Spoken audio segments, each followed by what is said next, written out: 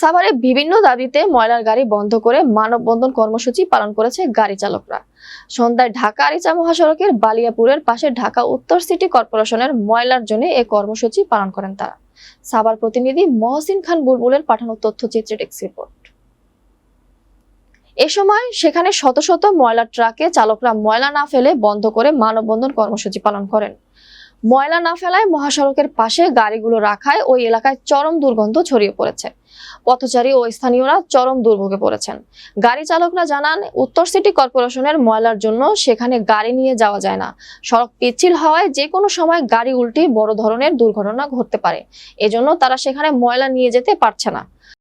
দ্রুত সমস্যা সমাধানের জন্য কর্তৃপক্ষকে আহ্বান জানান তারা। এদিকে ঘটনায় উত্তর সিটি কর্পোরেশনের কোনো কর্মকর্তারা সাংবাদিকের সাথে কথা বলতে রাজি হয়নি।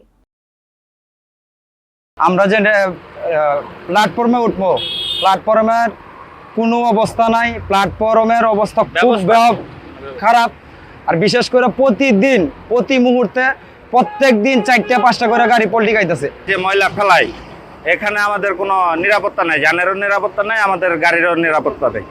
আর তার ভিতরে হলো যে আমরা এখানে কোনো দাম পাই না, আমাদের একদম দামহীন করে দিছে, মানে মূল্যহীন করে দিছে। কিন্তু আমরা তো একটা সরকারি লোক, আমরা সরকারি একটা কাজে লিপ্ত, আমাদের ঈদ নাই, কোনো ঈদ করতে পারি না।